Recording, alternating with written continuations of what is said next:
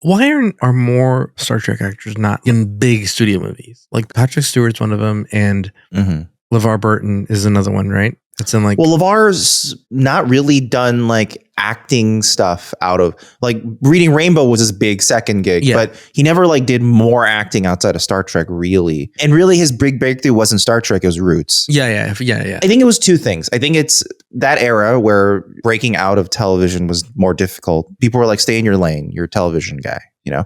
I think the other is that Star Trek is kind of a typecast.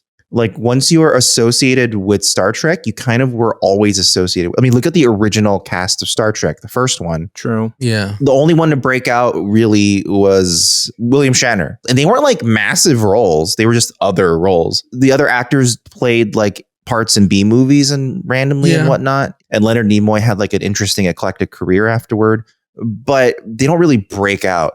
And I think TNG was also interestingly different in that obviously Patrick Stewart broke out to do tons of things. And Jonathan Frakes broke out to do Beyond Belief. Jonathan Frakes is also an interesting example because he actually said, I kind of want to transition to directing. He tried to get more directing gigs and he just didn't get a lot of them. Part of it was that he was typecast as, you're the guy who do the TNG. Despite the fact I think he's a pretty decent director. I think he knows what he's doing. I mean, look at his directing on IMDb. Like, it's pretty good. He directed fucking Clock Stoppers. That's what I'm saying. He knows what he's doing. Yeah. I think he was just kind of typecast as a director. You directed Star Trek episodes, you know? Yeah. And then like Beverly, I believe, went back to theater. Gates McFadden, because that was her first gig. Okay. And Deanna, for her, this was her breakthrough and she wanted to stay here. Marina Sirtis was like, oh, I was trapped in canon films as like damsels in distress who are like stripped naked and whipped. This was like my way out. I love Star Trek. I don't want to leave Star Trek.